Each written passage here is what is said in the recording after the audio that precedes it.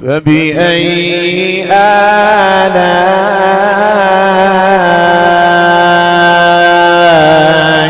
ربكما تكذبان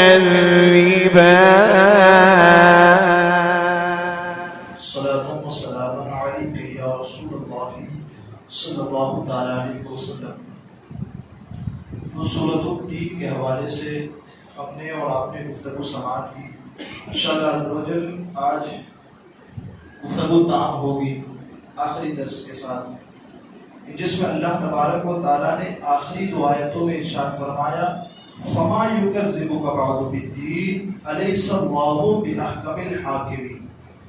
ترجمہ اس کا سادہ سا یہ کہ اب کون سی چیز تجھے انصاف کے جھٹلانے پر آمادہ کرتی، سچائی کے جھٹلانے پر کون سی چیز تجھے آمادہ کرتی، پھر تو کیوں جھٹلاتا ہے سچائی؟ پھر آخر میں کیا اللہ تمام حاکموں سے بڑھ کر حاکم نہیں؟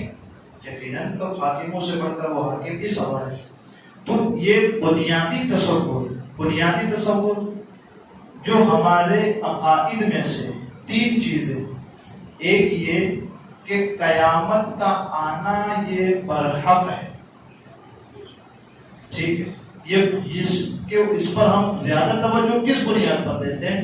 اس لیے کہ اس کائنات میں جگہ جگہ آپ روزانہ ہزاروں آدمیوں سے ملاقات کرتے ہیں، ان ہزاروں میں کئی ایسے ہیں کہ جن کا یہ اعتقاد ہے کہ قیامت نہیں آنی۔ یہ غیر مسلم ہے، کیا یہ قیامت کا اقرار کرتے ہیں؟ آپ روزانہ ان کے ساتھ اٹھتے بیٹھتے ہیں، ان سے باتیں ہوتی ہیں آپ کی، اور جب باتیں ہو تو پھر باتیں ہر طرح کی ہوتی، تو وہاں یہ ان کا اعتقاد، ان کا سمجھنا یہ ہے کہ بس یہ زندگی ہے ختم۔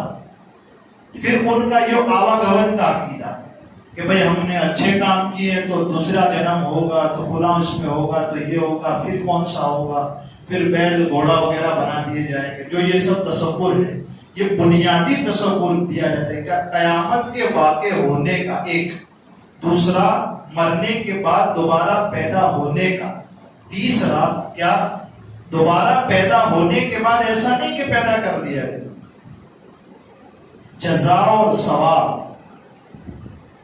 آپ نے اچھے عمل کیے تو اس کا وہ بدلہ، اگر برے عمل کیے تو اس کا وہ بدلہ۔ تو جو بنیادی عقیدہ کیا قیامت کا قائم ہونا، وَأَنَّ السَّاعَةَ آتِيَةٌ لَا رَيْبَ فِيهَا، قرآن ایک جگہ کیا کہتا ہے؟ قیامت آئے گی، اس میں کوئی شک نہیں۔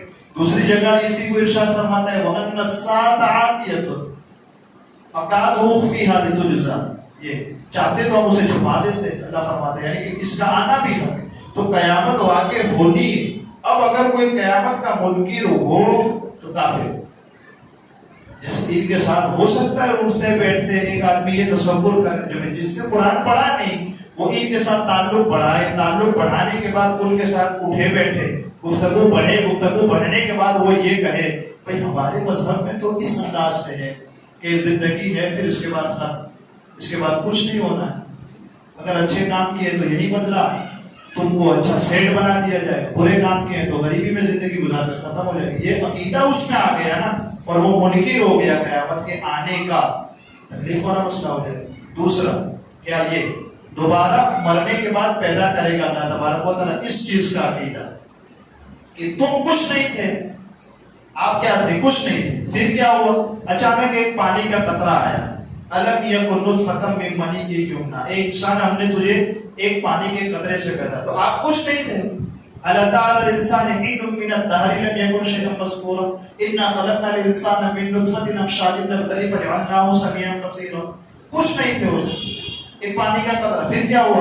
اسی پانی کے قطرے نے گوشت کی شکل اختیار کی، پھر اس گوشت نے نہ جانے رب نے کیسی قدرت، کیا اس ایک ہی پانی کا قطرہ، ایک ہی پانی، ایک ہی گوشت کا لوتھڑا، لیکن اس میں سے مرد بھی بنتا ہے اور عورت بھی بنتی ہے۔ سبحان اللہ، یہ ہے قدرت۔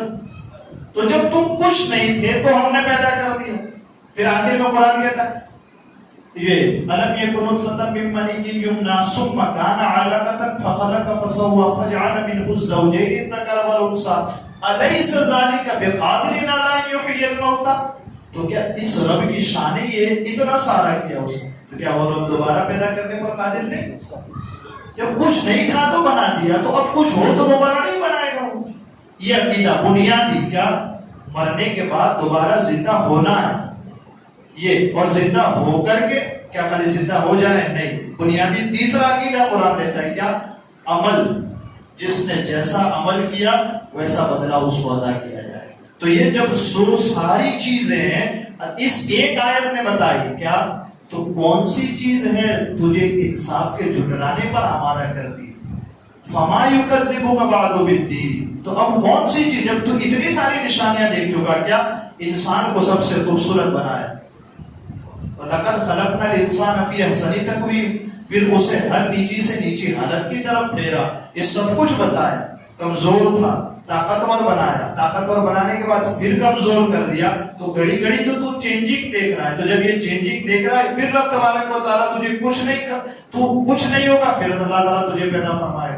پھر پیدا کرنے کے بعد اب جو زندگی میں عمل کیے اس کا حساب یہ ہوگا. تو کون سی چیز ہمیں اور آپ کو انصاف کے جھٹلانے پر آمادہ کرتی ہے؟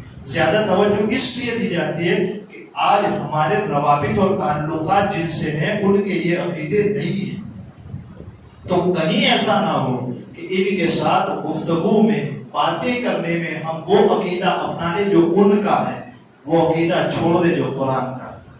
تو ان تین عقیدے خاص طور پر بنیادی، قیامت کا آنا، دوسرا مرنے کے بعد دوبارہ اٹھایا جانا، اور تیسرا اٹھائے جانے کے بعد فَمَن يَعْمَلْ مِثْقَالَ ذَرَّةٍ خَيْرًا يَرَهُ، چھوٹی سے چھوٹی نیکی کا بدلہ اور چھوٹے سے چھوٹے گناہ کے بارے میں پوچھ پرچھ ہوگی. یہ تین چیزیں. اور آخر میں اللہ فرماتا ہے أَلَيْسَ اللَّهُ بِأَحْكَمِ الْحَاكِمِينَ، کیا یہ ساری چیزیں جو کی تو کیا اب مانتے نہیں کہ اللہ تمام حاکموں سے بڑھ کر حاکم ہے؟ تو حضور صلی اللہ تعالیٰ علیہ وسلم ارشاد فرماتے ہیں جب تم یہ آیت سنو، کون سی؟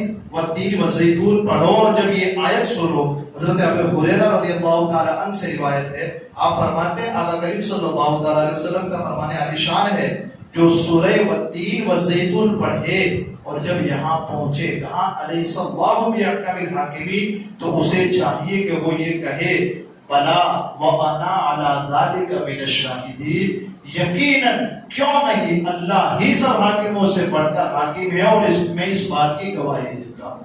آقا یہ ارشاد فرماتے کہ جب یہ آیت پڑھے سنے تلاوت کرے تو یہ کہے کہ ہاں میرا رب ہی سب حاکموں سے بڑھ کر حاکم.